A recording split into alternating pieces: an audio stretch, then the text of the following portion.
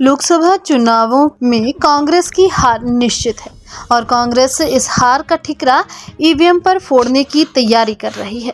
Bharatiya Janata party प्रदेश मुख्य प्रवक्ता एवं विधायक राकेश जम्वाल ने अपने विधानसभा क्षेत्र के ठिकर, पौड़ा कोठी, ओडी, सेगल, कमांद और रोहांडा में जनसंपर्क के दौरान कहा कि हिमाचल में भाजपा 4 की 4 और देश में 400 सीटें जीतेगी।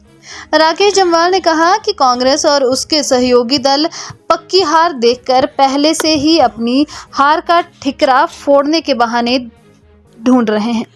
ईवीएम पर हार का ठिकरा फोड़ने की तैयारी इनके खेमे में की जा रही है।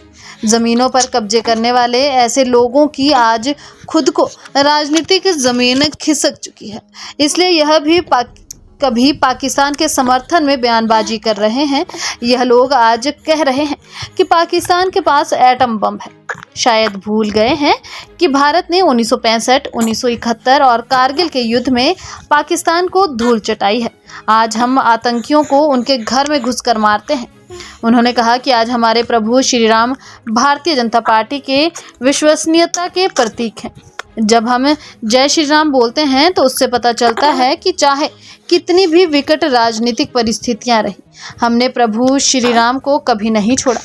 आज प्रधानमंत्री मोदी के कार्यकाल में अयोध्या धाम में भव्य राम मंदिर बन चुका है। इससे पता चलता है कि हम जो कहते हैं वह करते हैं। हमने ट्रिपल तलाक हटाया, कश्मीर से धारा 370 हटाई और CAA लागू किया। आज उत्तराखंड में यूनिफॉर्म सिविल कोड भी लागू हो चुका है और अन्य राज्य भी इस दिशा में आगे बढ़ रहे हैं।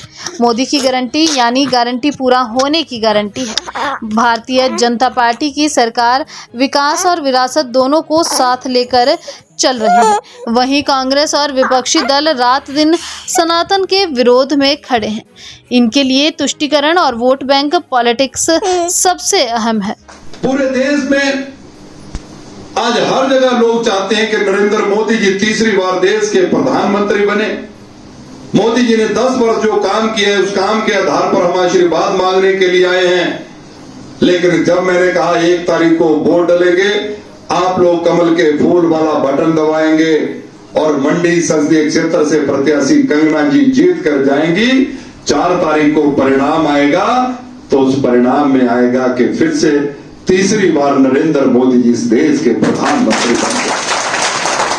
फिर जब कांग्रेस के मित्रों से पूछा जाएगा कि ये परिणाम कैसे आ गया, मोदी जी तीसरी बार प्रधानमंत्री बन गए, तो कांग्रेस के मित्र कहेंगे कि ईवीएम की मशीन में गड़बड़ी, मोदी मशीन में गड़बड़ी करते हैं। कांग्रेस की सरकार किसी प्रदेश में बन जाए तो ईवीएम ठीक, मशीनें ठीक। भाजपा की सरकार बन जाए तो ईवीएम में गड़बड़। हिमाचल में भी चुनाव हुए, कांग्रेस की सरकार बन गई, तब ईवीएम की मशीन ठीक। लेकिन लोकसभा के चुनावों में जब मोदी जी प्रधानमंत्री आप लोगों के आशीर्वाद से बनेंगे तो कांग्रेस के मित्र कहेंगे कि ईवीएम की मशीन में गड़बड़ी कर दी गई। ये कांग्रेस के मित्र भगवान श्री राम, जिनको हम मर्यादा पुरुषोत्तम भगवान श्री राम जी की पूजा करते हैं, उनके आदर्शों पर चलने का प्रयास करते हैं, ये कांग्रेस के मित्र भगवान श्री राम के भी नहीं, कहते हैं कि भगवान श्री राम काल्पनिक हैं। अयोध्या में भगवान श्री राम पैदा हुए, ये किसने बताया?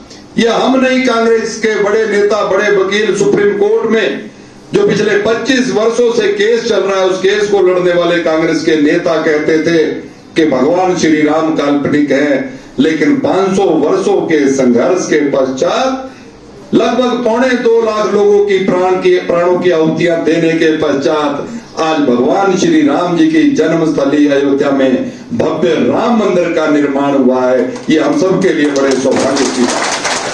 पूरा देश गौरवान्वित महसूस कर रहा है कि भगवान श्री राम टेंट में रहते थे, आज अपने घर में आगे प्राण प्रतिष्ठा वहां पर हो गई। लेकिन कांग्रेसियों का बस चलेगा तो उस मंदिर को तोड़ के फिर से भगवान श्री राम को टेंट पर ले आएंगे। इसलिए भाइयों बहनों, आज भारतीय जनता पार्टी की, मोदी जी की केंद्र की सरकार की 10 वर्ष की उपलब्धियों को लेकर हम आप लोगों से आशीर्वाद, आप लोगों से वोट समर्थन मांगने के लिए आए हैं। मोदी जी ने इस देश में 50 करोड़ लोगों के बैंक के खाते खोले। मोदी जी ने 12 करोड़ महिलाओं को उज्ज्वला योजना में गैस के कनेक्शन दिए। मोदी जी ने 25 करोड़ लोगों को गरीबी रेखा से ऊपर निकाला। मोदी जी 80 करोड़ देशवासियों को हर महीने 5 किलो राशन दे रहे हैं। मोदी जी 10 करोड़ किसानों के खाते में 2-2 हजार की 3 किस्तें डाल रहे हैं।